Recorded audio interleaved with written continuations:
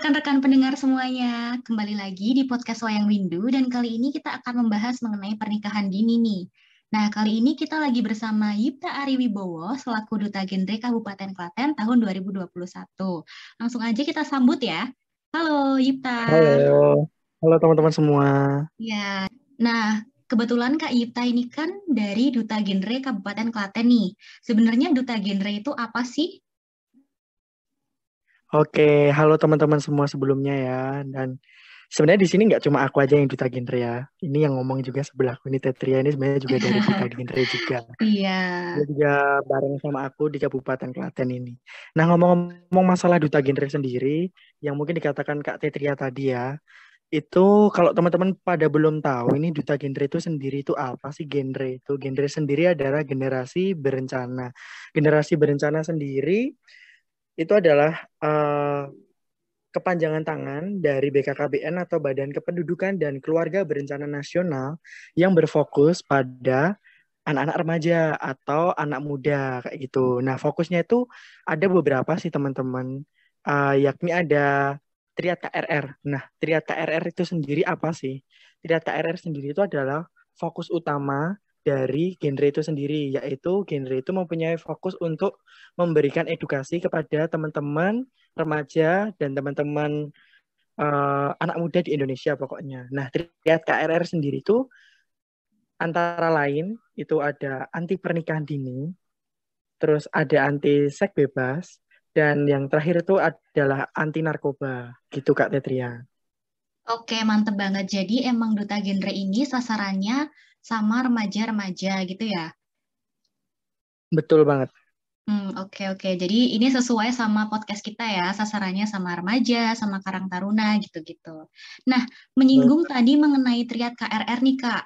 Triad KRR tadi kan ada tiga, anti pernikahan dini, anti seks di luar nikah, dan anti narkoba. Nah, salah satu Triad KRR itu kan anti pernikahan dini nih. Nah, ini sesuai banget sama tema yang kita angkat pada kali ini, yaitu mencegah pernikahan dini. Nah, sebenarnya gimana tanggapan Kak Ipta? Karena kita kan sekarang tahu bahwa di masa pandemi seperti ini, banyak banget kita dengar kasus kayak, oh pernikahan dini di Indonesia tuh semakin meningkat loh, entah itu gara-gara pandemi atau gara-gara hal lain. Nah itu menurut Kak Ipta gimana sih tanggapannya? Betul banget sih sebenarnya. Percaya nggak percaya memang banyak kasus yang sudah terjadi. Terlebih dorongan dari kasus pandemi ini ya. Kan banyak semua hal tuh dilakukan di rumah. Jadi kayak mungkin aktivitas teman-teman itu lebih banyak dilakukan di rumah. Dan hal-hal yang bisa dilakukan teman-teman pun kayak ngerjain kegiatan apapun kan di rumah kan. Jadi teman-teman tuh lebih apa ya nyebutnya? eh, Kadang rasa bosen buat ngelanjutin sekolah, kadang merasa bosen buat melakukan suatu pekerjaan. Kayak contoh nih, ada nih banyak kasus pernikahan dini yang naik gara-gara mereka nggak mau lanjut sekolah dan mereka kayak ya udah aku nikah aja, habis nikah aku kerja.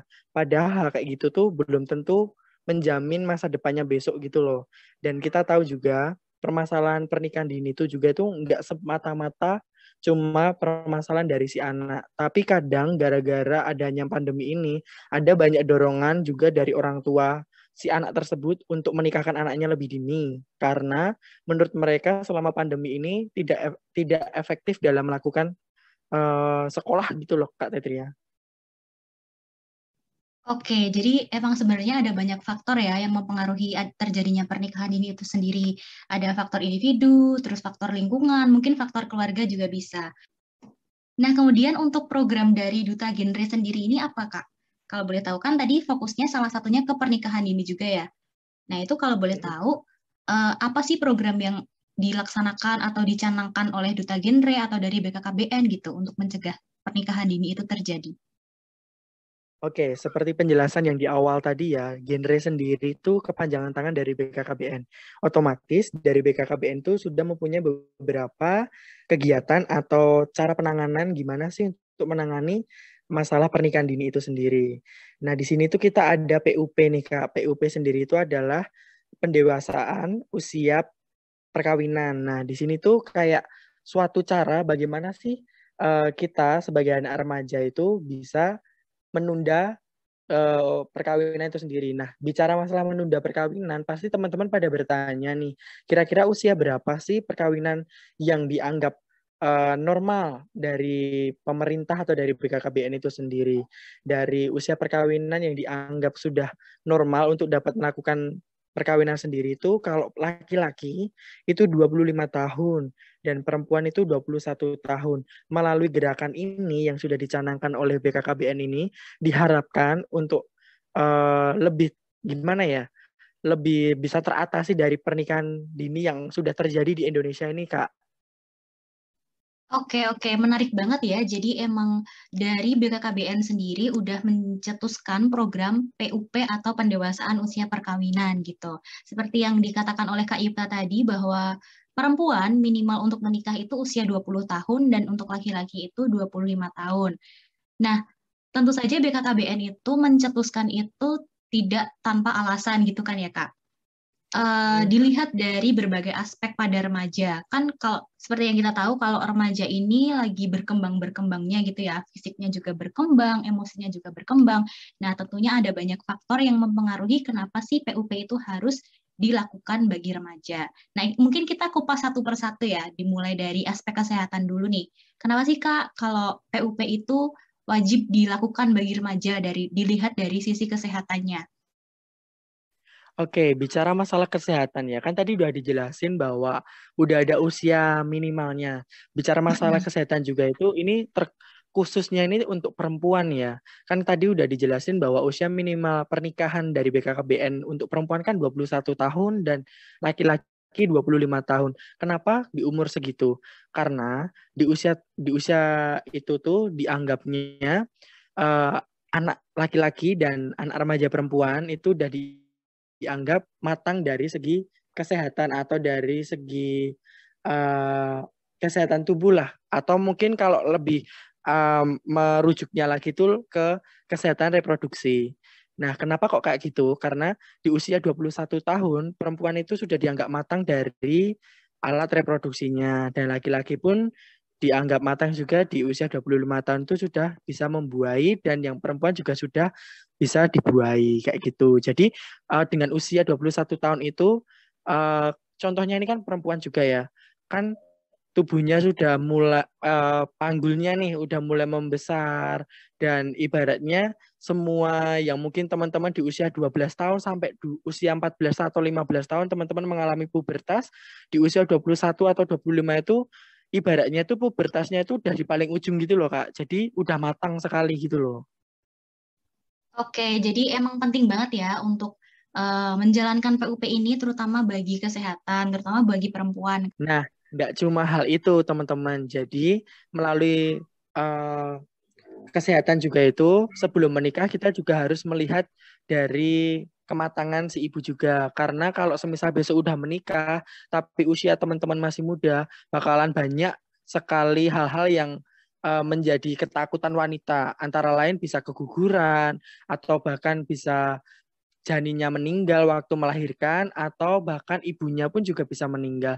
Oleh sebab itu, pentingnya kita dalam mempersiapkan kesehatan sebelum menikah. Iya, aku setuju banget sih sama Kak Ipta. Iya, emang benar kalau di masa remaja itu, walaupun remaja itu diawali dari usia 10 tahun gitu kan ya, tapi usia remaja dalam 10 tahun itu masih dalam proses berkembang. Jadi benar kalau dibilang pinggulnya belum matang, alat reproduksinya belum siap untuk hamil, apalagi melahirkan. Jadi lebih baik untuk teman-teman yang belum berusia 21 dan 25 menunda dulu nih perkawinannya gitu. Karena kalau dipaksain untuk menikah di bawah usia 21 dan 25 tahun, nanti akan menyebabkan resiko-resiko yang mendatang, seperti keguguran bagi perempuan, kemudian infeksi, dan lain-lain gitu.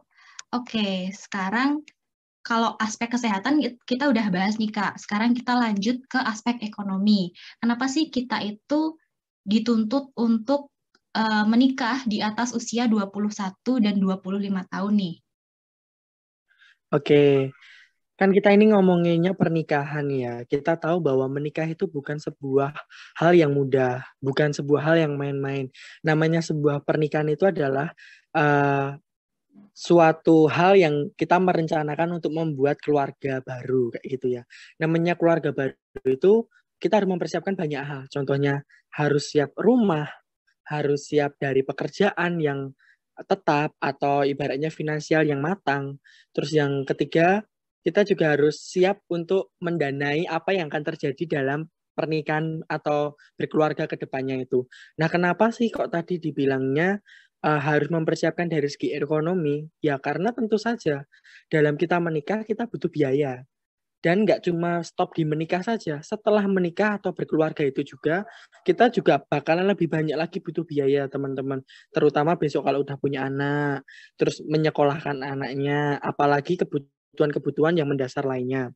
Terus, kalau masalah ekonomi itu sebenarnya lebih kita bicarakan dari segi laki-laki ya. Kalau mungkin tadi waktu membahas kesehatan kita lebih terfokus ke perempuan karena itu memang banyak ranahnya di perempuan. Tapi kalau yang masalah ekonomi karena di sini laki-laki juga sebagai tulang punggung keluarga dan tanggung jawab dari ekonomi sendiri juga dari laki-laki, otomatis kenapa tadi usia 25 tahun itu laki-laki dia nggak matang karena menurut survei juga di usia 25 tahun itu mayoritas laki-laki sudah mendapatkan pekerjaan atau sudah bisa menghasilkan uang kayak gitu. Jadi dengan berusia 25 tahun akan lebih baik karena uh, pihak laki-laki atau pihak cowoknya itu bakalan tidaknya dia udah punya tabungan, sudah mempunyai pekerjaan dan siapa tahu dia sudah mempunyai rumah atau kendaraan dan lain-lain yang bisa mendukung dari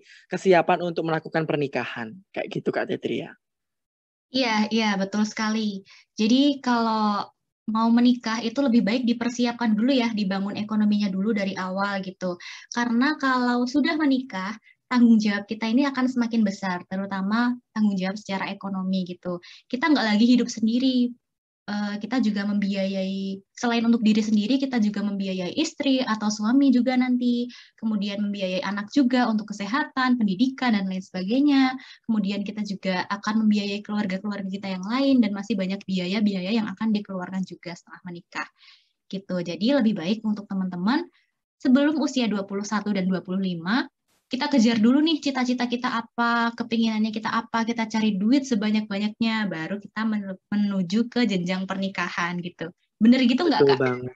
Ya, Oke. karena kita juga tahu nih Kak Tetria, banyak banget kasus perceraian yang ada di Indonesia ini karena ekonomi. Karena Iya, faktor bener ekonomi banget. nih. Karena kita Mm-mm. juga tahu juga kan, otomatis kalau logikanya nih, kalau kita menikah di usia di bawah 21 tahun, kan itu masih umur SMA mungkin dia nyebut aja gitu. Atau anggap aja yang laki-laki SMA, yang perempuan juga SMA. Terus mereka menikah. Nah, bicara masalah SMA itu kan ibaratnya eh, di zaman sekarang itu mencari pekerjaan juga susah ya Kak. Dan otomatis kalau semisal teman-teman itu udah melakukan pernikahan, bisa jadi nih teman-teman bakalan mengalami kesulitan ekonomi yang akan terjadi dan itu bukan menjadi teman-teman bisa keluar atau ibaratnya tidak menjadi tanggungan orang tua, tapi malah kalau teman-teman itu sulit mencari kerja, terus sulit mencari nafkah juga akan menjadi beban orang tua juga teman-teman. Betul banget. Jadi sekali lagi kita beri saran kepada teman-teman sebelum usia 21 dan 25 tahun, lebih baik teman-teman siapin dulu benar-benar kesiapan ekonominya teman-teman daripada nanti menyesal di kemudian hari ketika sudah terlanjur menikah gitu. Nah, Betul. kemudian ada aspek lain lagi nih Kak, yaitu aspek psikologis. Kenapa sih kita harus menikah di atas usia 21 dan 25 tahun secara psikologis nih? Kenapa nih? Oke, sebenarnya kalau kita lihat juga ya teman-teman, kan kita tadi udah membahas kalau menikah itu bukan sebuah hal yang main-main. Nah, aku kasih contoh nih, itu bicara masalah menikah ya teman-teman. Suatu komitmen kalau kita bicara masalah psikologi. Dan nggak cuma ngomongin masalah pernikahan nih. Contohnya, kita berteman aja nih teman-teman. Ibaratnya di usia remaja ini kan teman-teman itu masih labil ya, masih labil, masih emosinya sulit terkendali, kadang marah-marah, kadang sedih, kadang seneng secara waktu yang kayak berdekatan tiba-tiba berubah aja moodnya. Karena usia teman-teman itu masih usia yang belum dikatakan matang gitu loh.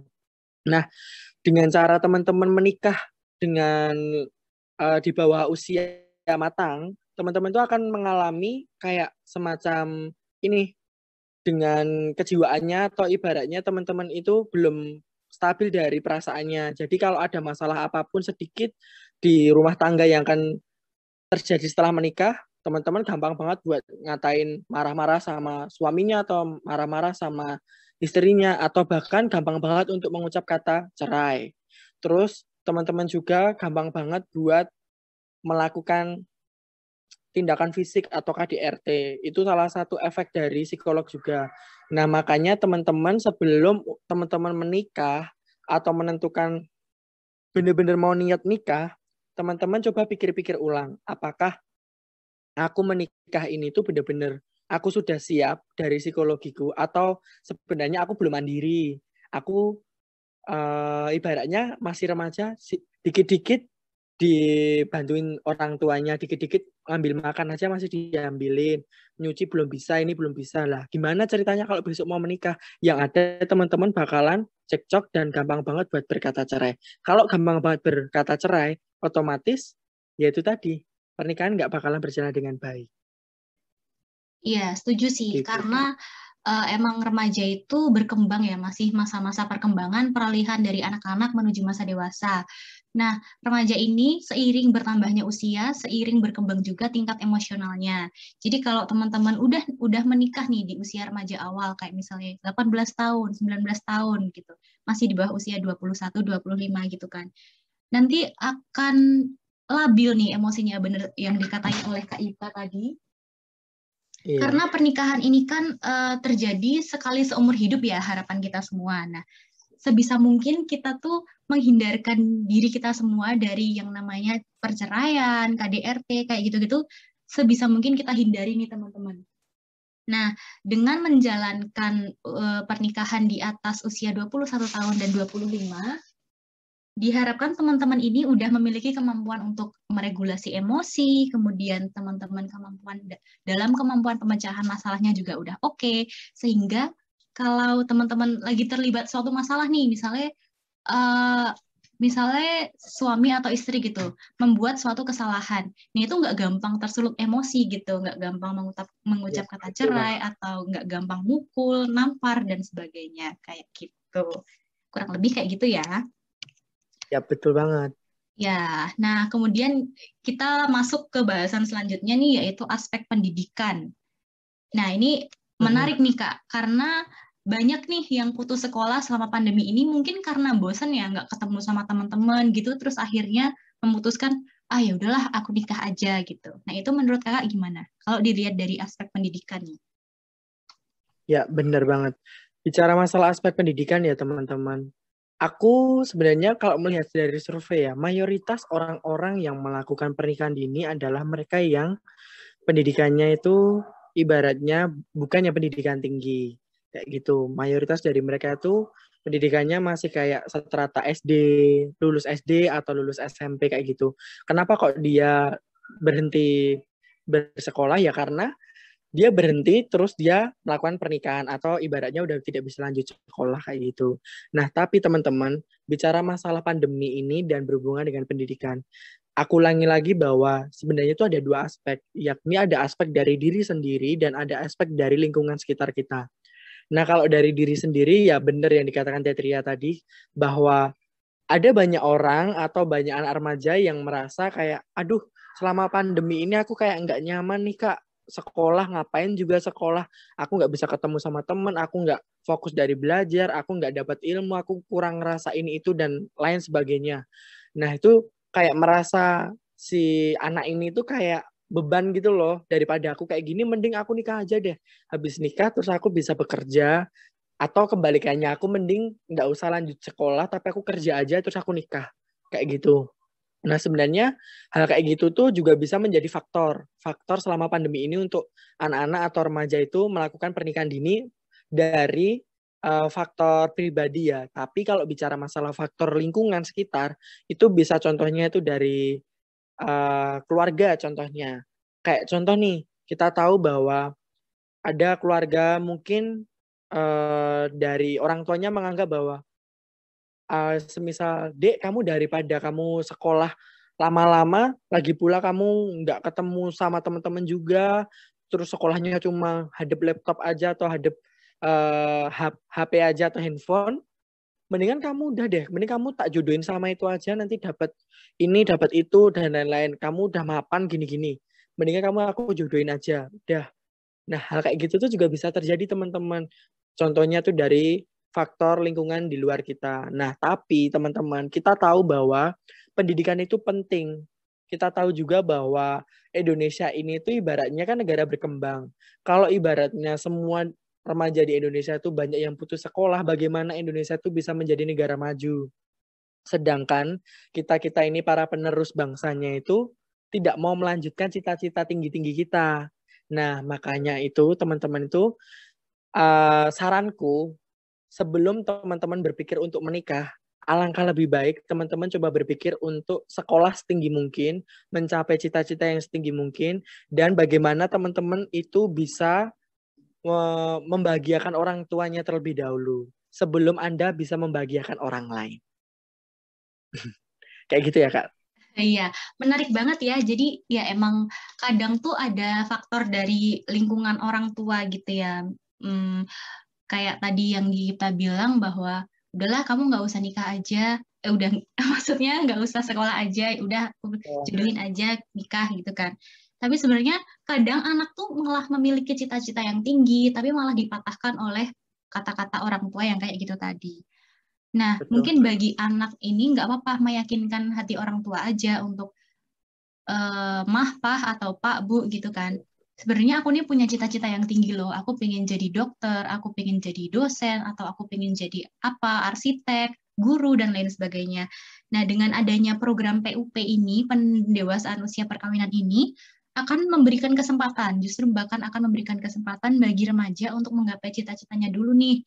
Jadi sebelum usia 21 dan 25, mereka S1 dulu, bahkan kalau udah lulus, tapi belum usia 21 atau 25 nih, dia bisa ngejar S2 lagi, bisa ngejar sertifikasi, dia kerja dulu, meraih prestasi sebanyak-banyaknya, baru dia bisa menikah dengan edukasi yang baik gitu. Karena menurut aku ya, kalau dalam pernikahan itu kan kita juga akan menurunkan pendidikan kita ke anak ya.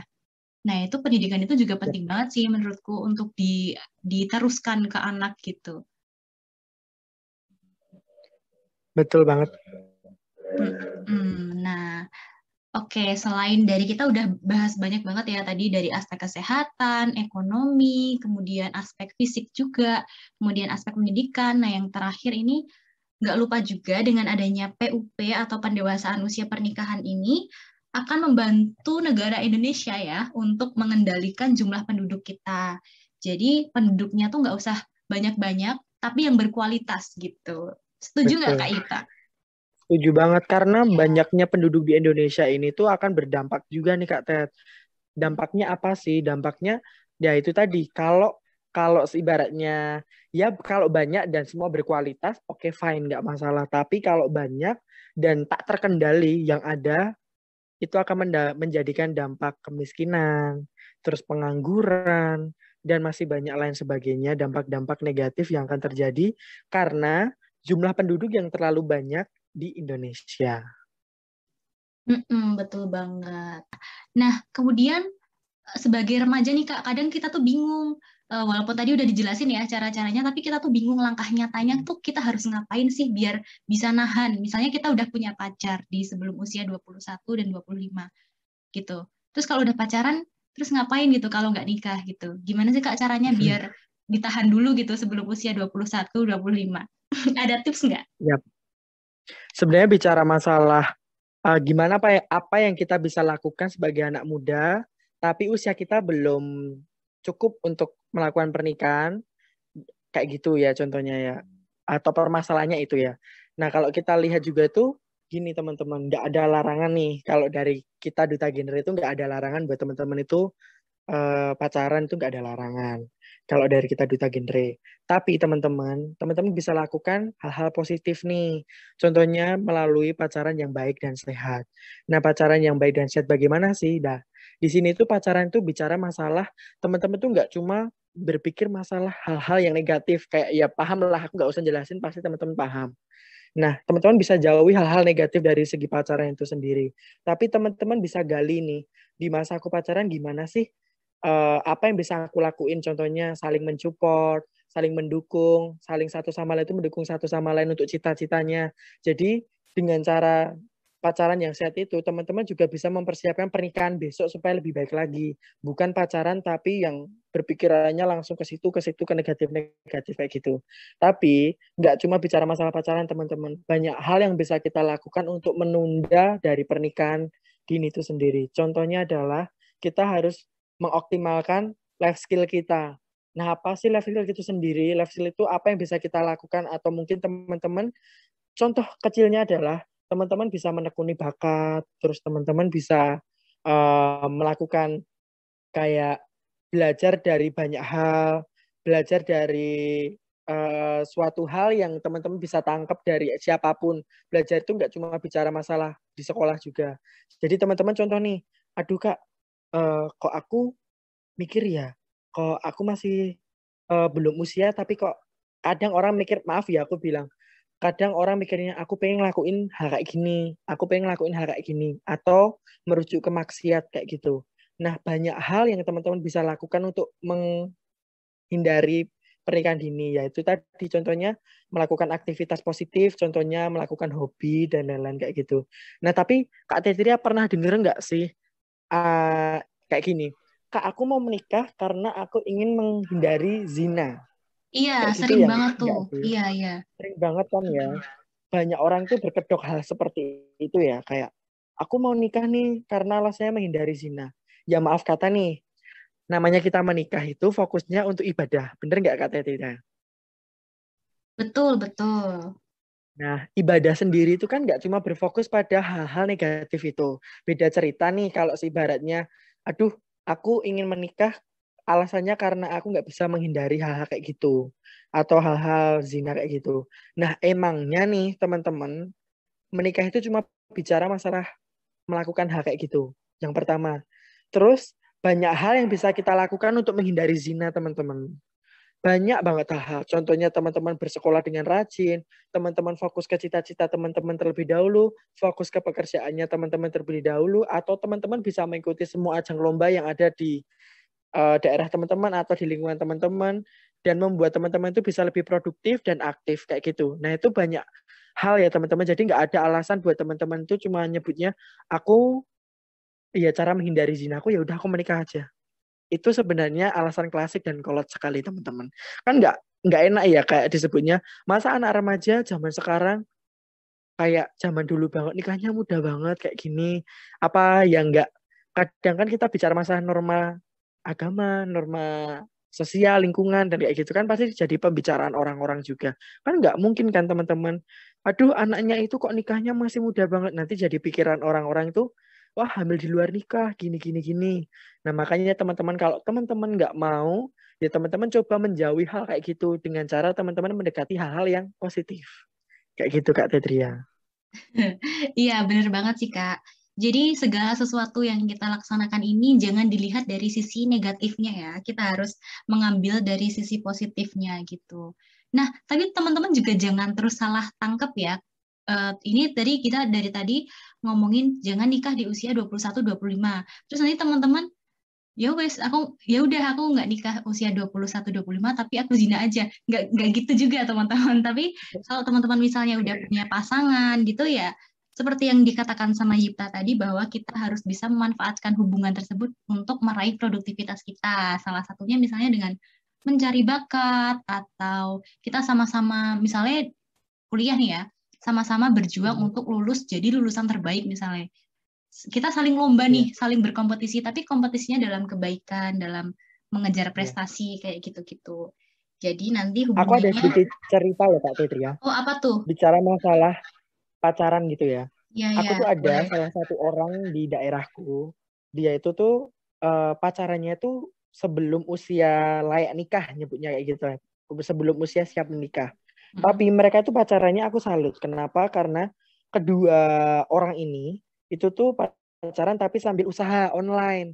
usaha online-nya ini tuh ya orang mikirnya dia masih muda tapi dia udah mempunyai tabungan nih Ted, kayak menabung dari hasil usaha dia, kayak dia udah buat usaha online dan dia online-nya ini pun udah beberapa cabang, jadi nggak cuma di satu store aja, dia udah punya beberapa store sampai akhirnya waktu dia menikah itu dia udah punya tabungan banyak sama pacarnya ini untuk persiapan menikah, dan bahkan sebelum dia menikah mereka udah mempunyai rumah.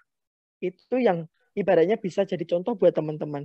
Jadi pacaran itu nggak cuma bicara masalah, ayo makan ke sana, ayo ke sini, melakukan hal-hal negatif kayak gitu-gitu. Enggak.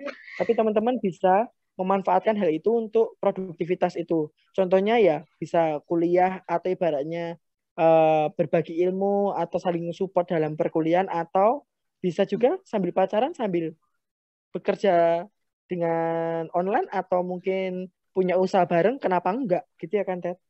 Ya, itu menarik banget sih, bisa jadi panutan kita semuanya ya. Jadi kalau pacaran itu ya ya udah ngapain ya kita, kalau itu kan positif gitu ya, dia nabung bareng, nah hasil tabungannya ini nanti bisa digunakan buat nikah nih kalau udah usianya udah mencukupi, udah siap secara fisik, mental, dan lain-lain gitu. Itu patut dicontoh Betul banget sih banget. menurut aku. Oke. Nah, kita udah banyak banget nih ngomongin tentang pernikahan dari berbagai aspek, dampak-dampaknya, kemudian apa aja yang harus dipersiapin gitu kan. Nah, itu tadi dari sisi genrenya, Kak. Tapi tadi kan kepanjangan tangan dari BKKBN ya. Nah, BKKBN Yap. ini sendiri dari sisi pemerintahnya nih, Kak. Apakah BKKBN ini juga memiliki program yang khusus dijalankan untuk mencegah pernikahan dini itu sendiri? Ya, benar banget ya. Pasti setiap daerah atau setiap provinsi mempunyai cara untuk menangani masalah eh, pernikahan di usia dini, kayak gitu ya. Nah, contohnya nih, karena kita bicara masalah pernikahan dini dan berbicara masalah pemerintah ya, karena kita juga tinggalnya di Jawa Tengah, mungkin aku bisa kasih contoh nih ya. Di Jawa Tengah itu juga ada program dari Pak Ganjar atau gubernur kita itu, ada program namanya Jokawin Bocah. Sebenarnya mirip-mirip semua program yang dilakukan dari baik pemerintah dan BKKBN. Fokusnya itu tetap sama, fokusnya itu adalah untuk mengajak teman-teman kaula muda untuk menghindari pernikahan dini dan untuk menjauhi hal-hal yang berbau seks di luar nikah kayak gitu. Nah, kenapa kok selalu digencarkan kayak gitu? Ya karena memang permasalahan pernikahan dini, permasalahan seks di luar nikah atau apapun itu yang berfokus pada remaja itu nggak cuma menjadi permasalahan kecil loh ya, tapi itu menjadi permasalahan pemerintah juga. Kenapa kok seperti itu? Semakin banyak masyarakat yang melakukan pernikahan dini atau melakukan hubungan seks di luar nikah, akan makin banyak jumlah penduduk yang ada. Karena apa? Namanya menikah, mereka bisa mempunyai anak dan keturunan, otomatis kalau semisal ini keturunan atau jumlah penduduknya itu nggak ditahan dari pemerintah, ibaratnya nggak dibatasi dari pemerintah, otomatis yang ada jumlah penduduk di Indonesia, terutama mungkin di setiap provinsi, itu akan melonjak atau meningkat gitu loh. Dan aku ingetin lagi, kalau semisal itu jumlah penduduknya semakin banyak dan jumlah ibaratnya orang yang hamil banyak dan lain-lain itu otomatis akan menjadi beban yang akan terjadi. Contohnya itu akan menjadi beban masyarakat. Contohnya, kenapa kok menjadi beban masyarakat? Karena di daerah tersebut banyaknya pengangguran, terus banyaknya kemiskinan, banyaknya perceraian yang terjadi.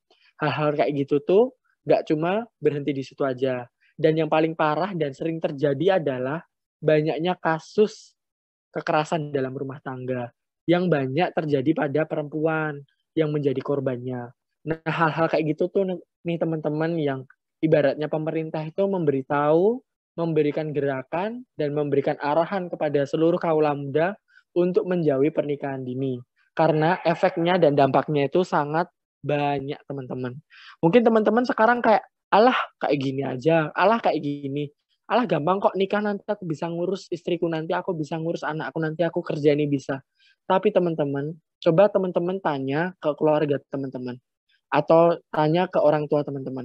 Segampang itukah orang tua teman-teman mendidik teman-teman? Coba tanyakan. Kalau memang orang tua teman-teman itu mempunyai masalah, dan teman-teman bisa belajar dari orang tua teman-teman juga yang sudah melakukan berkeluarga. Susah nggak sih berkeluarga itu? Nah, teman-teman itu bisa kok nanyain hal-hal kayak gitu kepada orang tua untuk mempertimbangkan apakah teman-teman beneran yakin mau menikah dini. Kayak gitu Kak Tetria. Mungkin kalau dari Jawa Barat mungkin ada nggak sih Kak Tet? Ya, jadi aku mau nanggepin pernyataannya Kak Yuta dulu tadi, emang bener banget sih. Kalau kadang kita tuh suka lihat di sosial media ya, sekarang banyak artis-artis atau public figure itu yang sekarang tuh menikah di usia muda gitu. Nah, kelihatannya tuh fine-fine aja, kelihatan bahagia gitu kan. Tapi kita nggak pernah tahu apa masalah yang ada di sebaliknya gitu. Dan di balik pernikahan dini itu nanti, ya kalau dia emang bener-bener mapan secara ekonomi, secara fisik, secara emosional gitu. Tapi nggak bisa dipungkiri bahwa masa remaja itu masih masa-masa peralihan ya teman-teman. Seperti yang udah kita bilang tadi bahwa masa remaja ini masih masa perkembangan, masih harus banyak yang dipersiapkan menuju kematangan gitu. Jadi lebih baik daripada teman-teman mengambil resiko, lebih baik teman-teman mempersiapkan dengan sebaik mungkin gitu. Nah kemudian menanggapi untuk program ya, program dari Yap. pemerintah, kalau di Jawa Tengah kan ada Jokawin Bocah. Itu tujuannya untuk mencegah pernikahan dini. Nah, di Bandung ini juga ada nih Kak, kebetulan aku tadi habis baca-baca gitu kan. Di Bandung ini ada program yang namanya Sapu Jagat. Sapu Jagat ini singkatan dari Sabilulungan Pendewasaan Usia Kawin Terjaga Keluarga Sehat. Nah, ini kurang lebih tuh sama programnya kayak Jokawin Bocah di Jawa Tengah gitu. Tujuannya tuh juga untuk mencegah pernikahan-pernikahan dini gitu. Nah, kalau nggak salah ya, ini untuk menurunkan kasus-kasus yang ada di Jawa Barat, khususnya di Kabupaten Bandung, seperti kekerasan pada anak terutama ya. Terus untuk Ya. mewujudkan keluarga harmonis dan juga untuk mencegah dari kata perceraian. Gitu, kalau di Jawa Barat, di Bandung gitu. Ya berarti tuh hampir setiap daerah itu pasti ada programnya ya Kak. Nggak mungkin nggak ada. Karena itu permasalahan pernikahan dini atau kependudukan itu menjadi permasalahan dari semua pemerintah yang ada di Indonesia. Gitu kan Kak Iya, Tet? bener banget. Iya, jadi kalau sampai udah dibuat peraturan per daerah, berarti ini merupakan masalah yang udah umum di Indonesia gitu kan ya. Jadi emang harus ada kerjasama dari semua pihak gitu untuk mensukseskan gerakan Ya ini benar banget. gitu.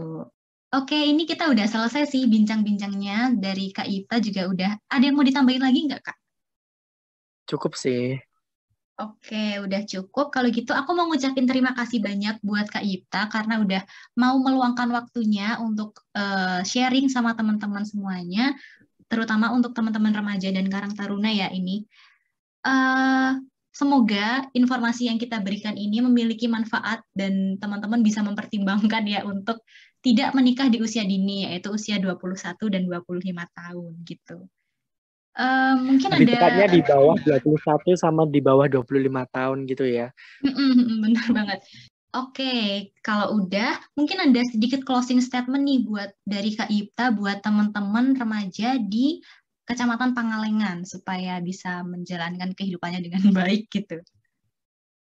Oke, teman-teman semua, sebenarnya aku berterima kasih juga buat teman-teman karena kita di sini juga bisa berbagi berbagi informasi, berbagi materi atau mungkin pengalaman juga sedikit tadi. Nah, mungkin apa yang sudah aku sampaikan tadi teman-teman bisa cross check atau mungkin teman-teman bisa ikutin mana yang menurut teman-teman baik dan bisa teman-teman sharing juga dan nggak cuma teman-teman sharing juga, tapi teman-teman juga bisa sharing buat teman-teman yang lain mungkin yang belum bisa mendengarkan podcast ini, teman-teman juga bisa berbagi informasi buat yang lainnya.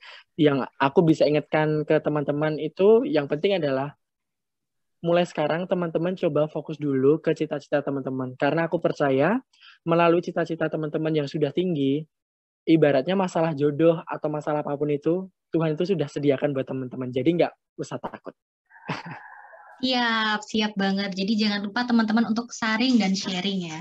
Kalau udah punya pengetahuan, disaring, kemudian di-sharing gitu. Oke, sekali lagi terima kasih banyak buat Kak Ita. Dan inilah akhir dari podcast kita pada kali ini mengenai pernikahan dini. Sampai jumpa di lain kesempatan. Bye. Bye-bye.